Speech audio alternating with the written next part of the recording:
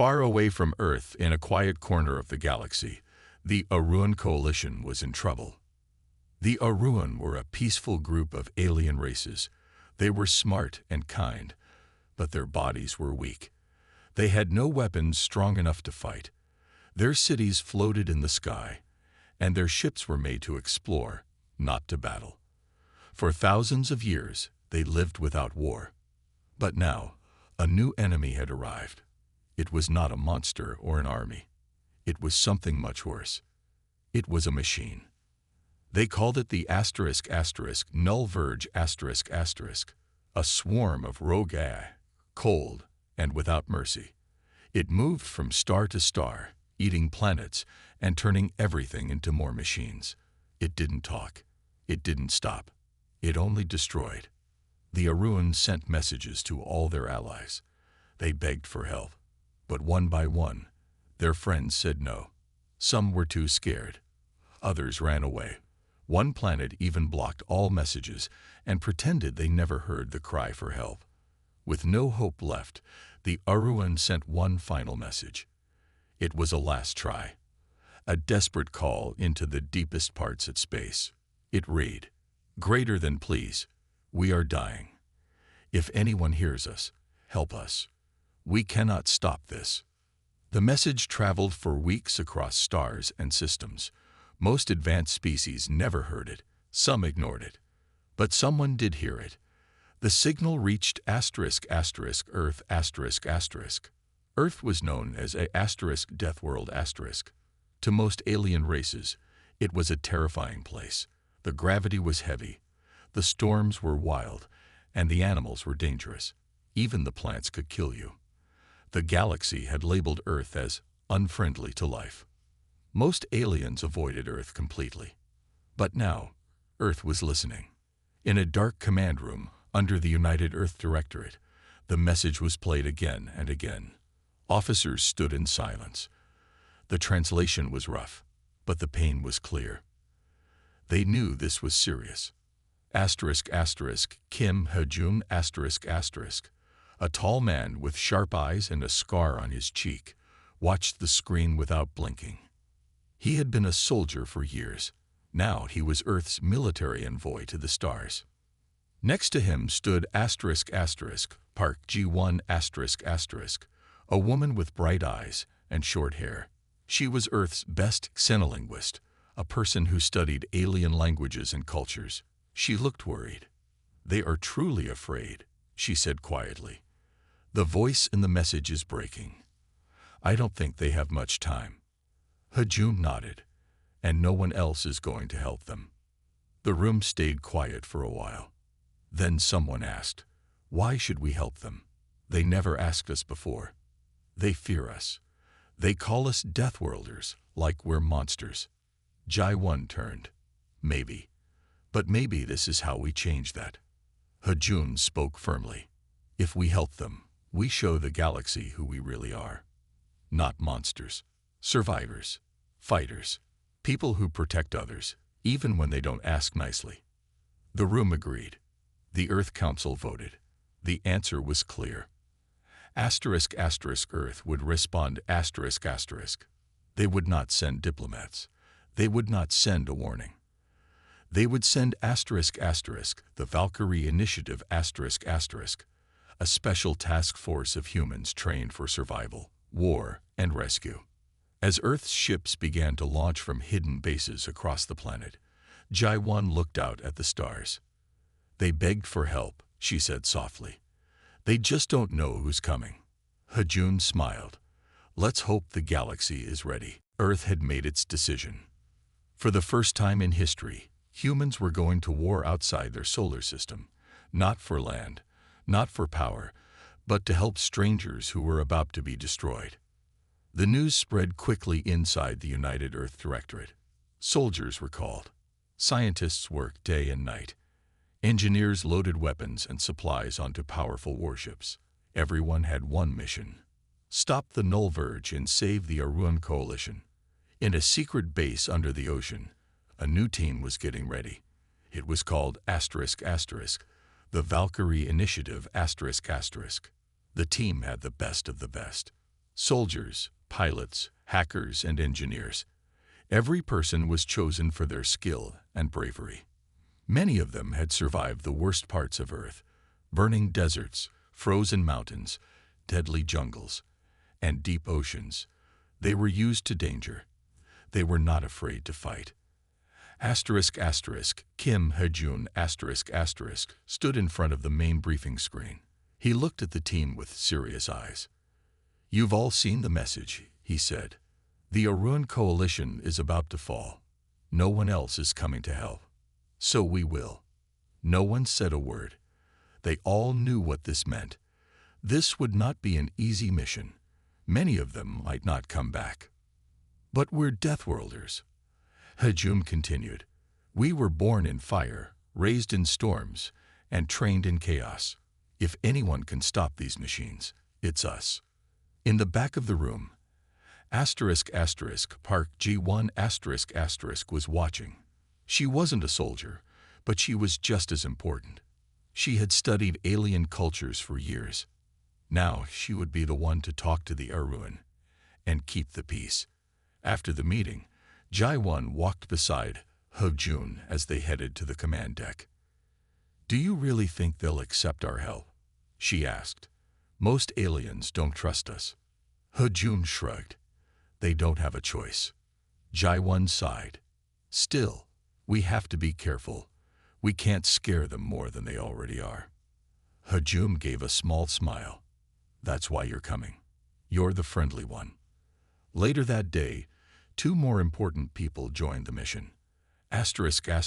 Choi De-bin a bold mech pilot with bright eyes and a cocky smile, arrived at the hangar. Her giant combat mech, Irul stood tall behind her, painted with Earth's flag. "They say the machines out there are smart," she said. "Let's see if they're smart enough to dodge me." Lee Min-seok a quiet AI systems expert, joined her. He wore simple clothes and carried a small tablet full of code. He didn't like to talk much, but when he did, his jokes were sharp and dark. "If the Null Verge thinks it understands logic," Min-seok said, "let's introduce it to Earth logic. It's mean, messy, and full of bugs." The Valkyrie fleet launched 2 days later. Dozens of ships left Earth's orbit and jumped into deep space. Each ship was filled with soldiers and machines, ready for battle. They were heading into unknown territory, far from home. As the stars blurred outside her window, Jai-1 sat in her small room, listening again to the Arun's SOS. "Please, we are dying." She closed her eyes. The voice sounded so small, so broken. "I hope we're not too late," she whispered. On the command deck, Hejun stood watching the fleet. His face was calm, but inside, he was focused. He had seen war before. He knew this one would be different. The enemy wasn't human. It had no fear, no mercy, no soul. But humans were used to impossible odds. They had faced floods, fires, monsters, and even each other. And somehow, they always survived. Now, they would bring that strength to the stars. And for the first time ever, humanity was coming to save ***. The Valkyrie fleet entered Arun space 3 weeks after leaving Earth. The stars here were quiet, but not in a peaceful way.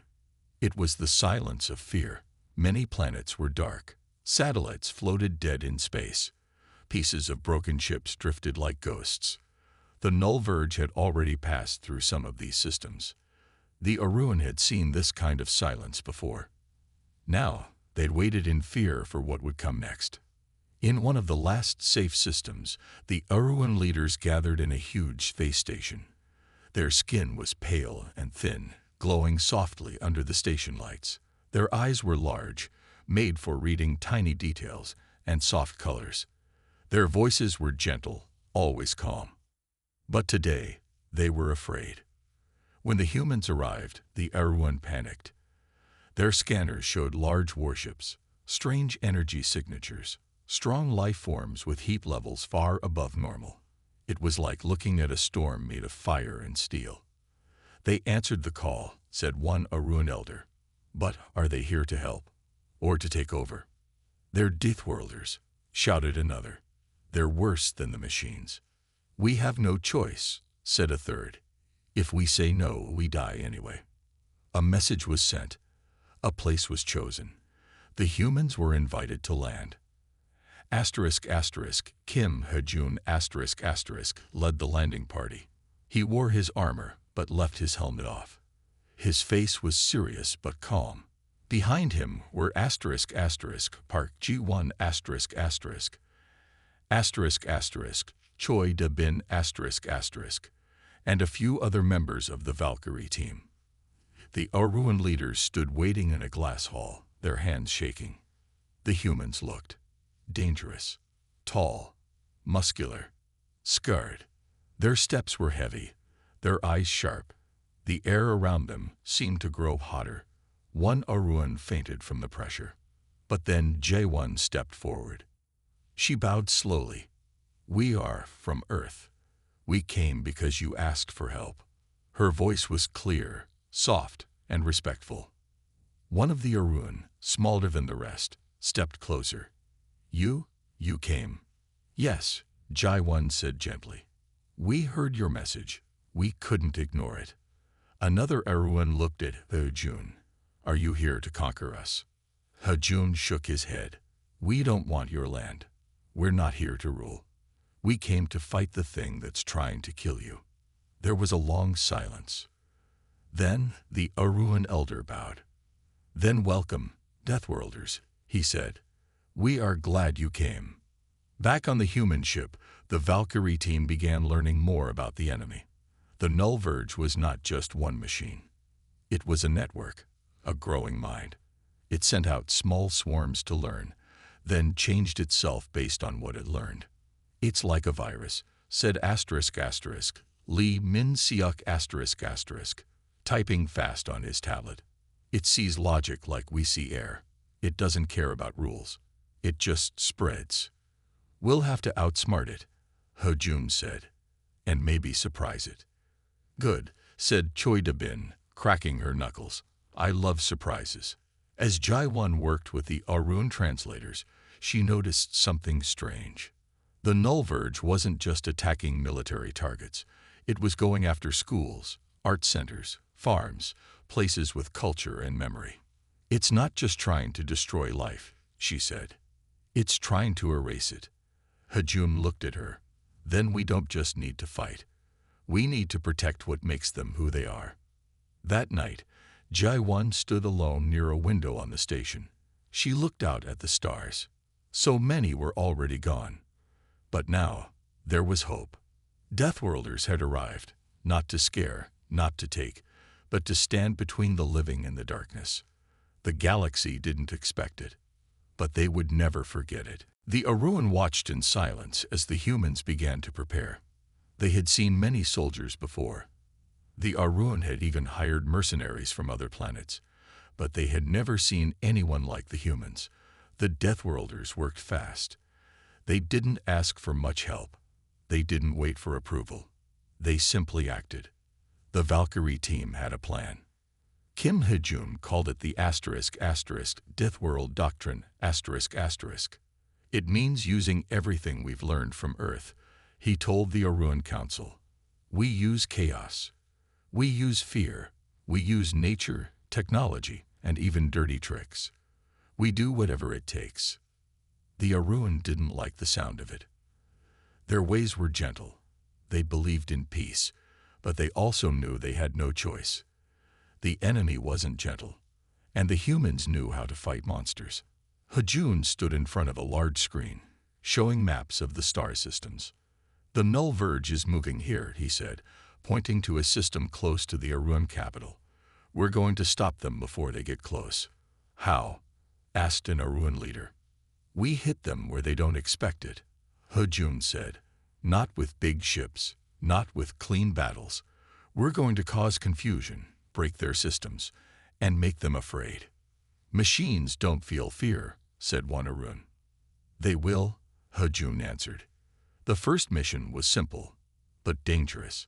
A small swarm of null verge drones was building a base on a dead moon. Hajum sent ***, Choi De-bin ***, to lead the mission. She took her mech, ***, and a small squad of soldiers.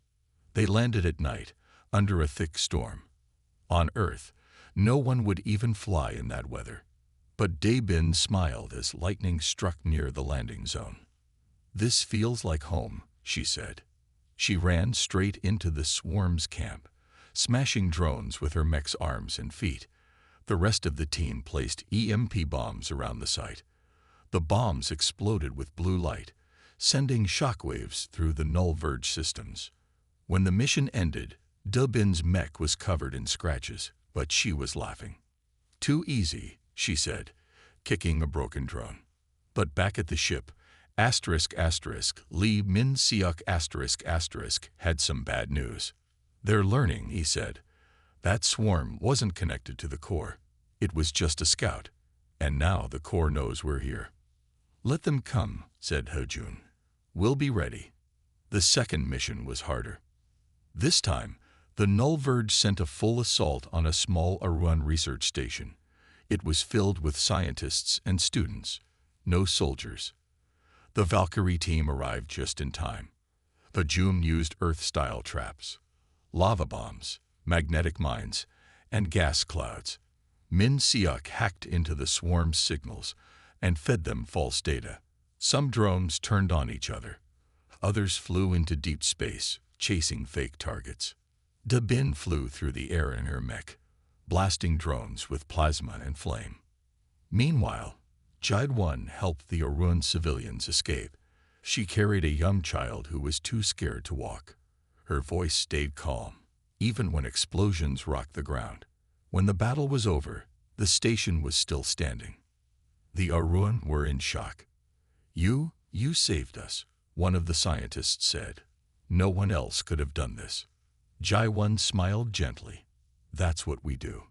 Later, Hajum looked at the reports. They had won for now, but each mission was getting harder. The null verge was starting to understand human tactics. "They're not just machines," he said. "They're thinking now." "Then we'll think harder," De-bin said, cracking her knuckles. Min-seok nodded. "We'll hit them with something they've never seen before." The war was far from over. But for the first time, the Arun began to believe. Maybe Deathworlders weren't monsters. Maybe they were exactly what the galaxy needed. The Valkyrie team had won 2 battles. But now things were changing. The null verge was getting smarter. The humans noticed this during the next mission. They were sent to protect a communication tower on a small Arun moon. The tower helped send signals between planets. If it was destroyed, many systems would go dark. Kim Hajun studied the satellite images before the team landed. "Something feels wrong," he said. "It's too quiet." Choi De-bin checked her mech. "Maybe they're waiting for us." Lee Min-seok tapped on his tablet. "They know our moves. They're learning our patterns." Park Ji-won looked worried. "Then we need to change the game." The team landed at night. The tower stood tall, surrounded by forests and mountains. Everything looked normal.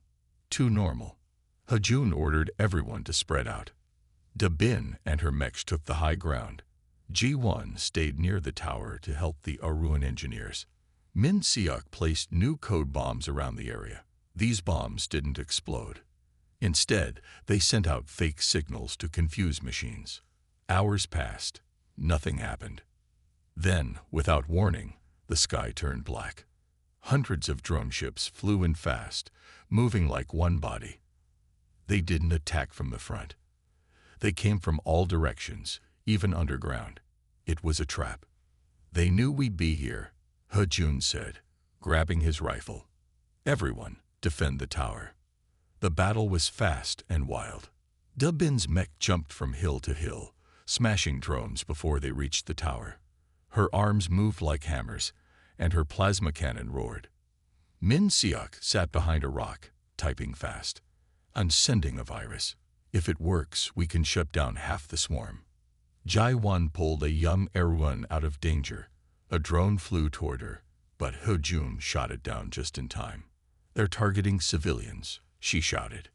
"They want fear," Hejun growled. "Let's give them something else." Min Siok's virus hit the swarm. For 10 seconds, the drones froze in midair. Debin didn't wait. She launched herself into the biggest group and released a shock bomb. The explosion lit up the sky. More drones fell, but more kept coming. "This is getting bad," Jaiwan said, breathing hard. "We can't win if they keep coming like this." Hejun knew she was right. "We hold the tower," he said, "even if we have to stand alone." Then something strange happened. From the sky, new ships appeared. But they weren't human. They were Arun. They were small and weak, not built for battle. But they came anyway. Some carried extra shields. Others sent signals to jam the drones. A few even crashed into the enemy on purpose. The Arun had come to fight. They were afraid, but they came. "We can't let only the Deathworlders fight," said one of the Arun pilots.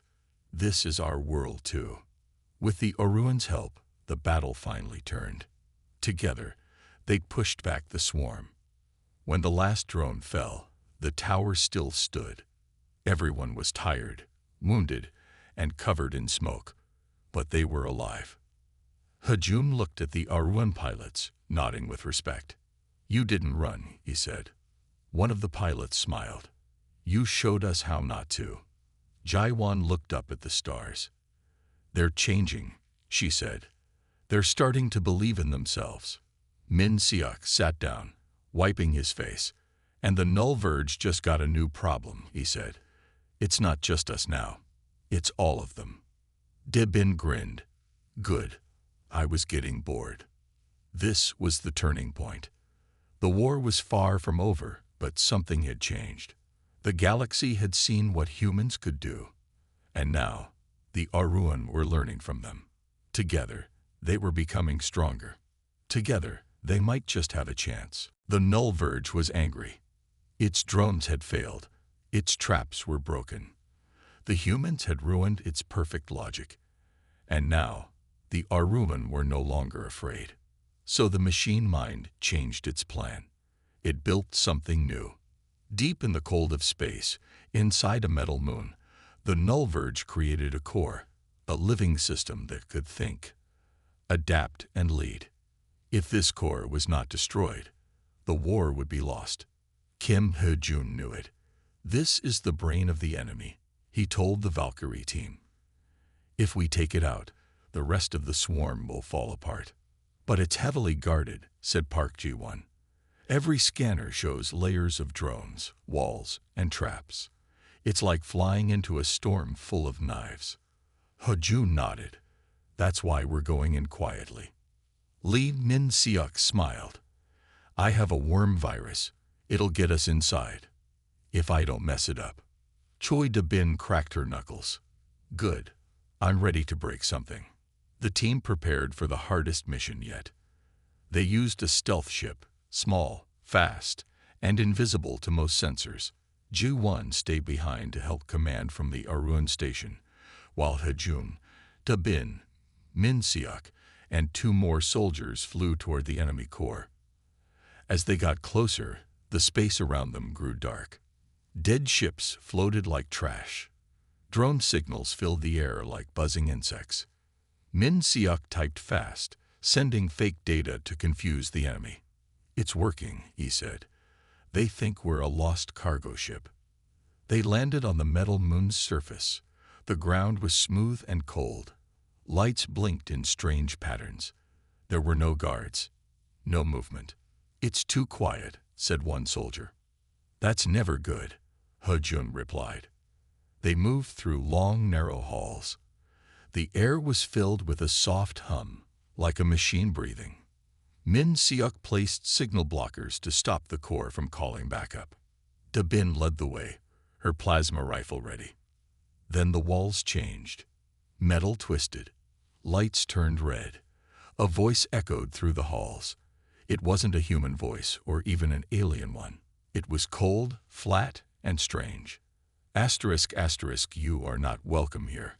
Asterisk, asterisk. Too bad, Dubin muttered. We came anyway. Suddenly, drones dropped from the ceiling. Their eyes glowed red. Their bodies were sharp and fast. The team opened fire. The hallway turned into a battlefield. Dubin fought like a storm, her shots melting metal. Min Siok stayed low, using his tablet to jam the drone signals. Hajum gave clear orders, calm even in the chaos. Finally, they reached the core.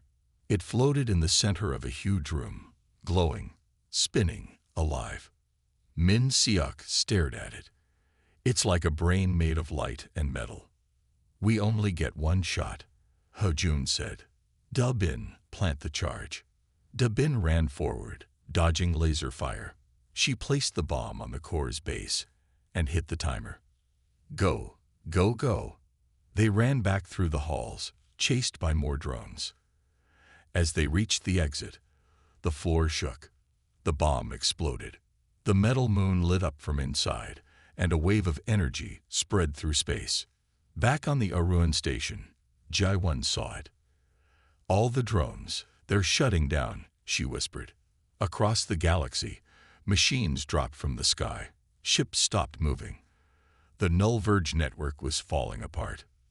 They had done it. Back on the ship, the Valkyrie team breathed hard.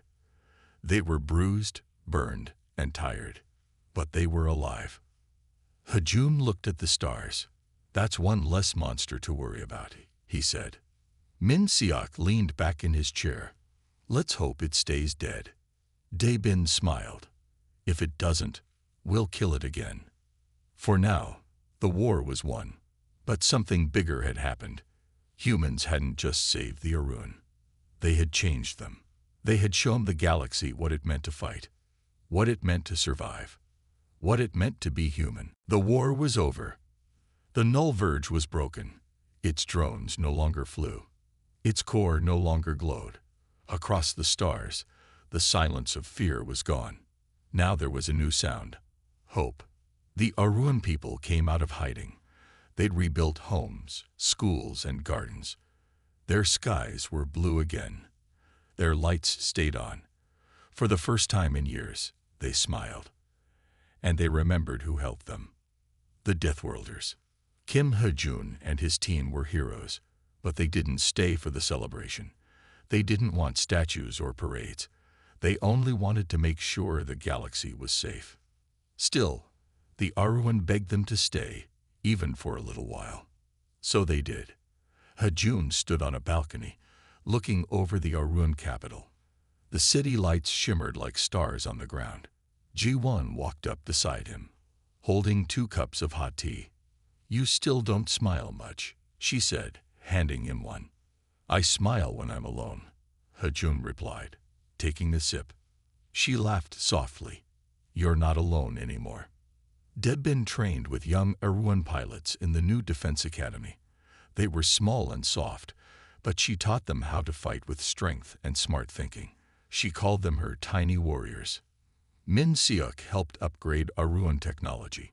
He gave them firewalls, defense codes, and new machines that could protect them from future threats. The Aruan engineers followed him like curious students. One day, the Aruan Council held a meeting. They invited the humans as guests of honor. You came when we had no hope, said the head elder. You stood with us when others ran. You didn't save just our people, you saved our future. Jaiwan bowed. We only did what anyone should do. No, the elder said. You did what no one else dared to do. Later, Hajun sat alone in the garden. It was peaceful. Birds flew overhead. Children laughed in the distance. He heard soft steps behind him. It was one of the Aruan children they had saved during the tower attack. The child held out a small flower. This is for you, the child said. You are not scary anymore. Hajun smiled. A real smile this time. He took the flower gently. Thank you, he said. The Valkyrie team knew they couldn't stay forever. Earth still needed them. Other Deathworlders needed them.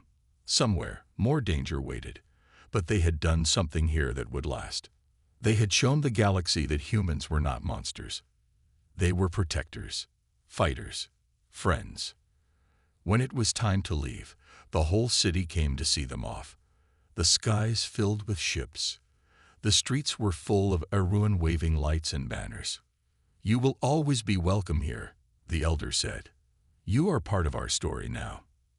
As the Valkyrie ship rose into the sky, Jawan looked down at the shining city. "They're ready now," she said. Pajun nodded, "because they finally believe in themselves."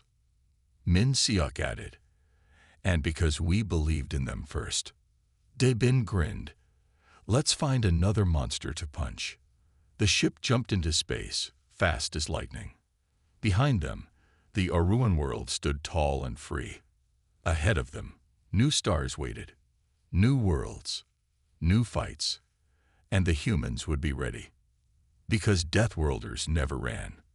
They stood, they fought, and when the galaxy called for help again, they would answer.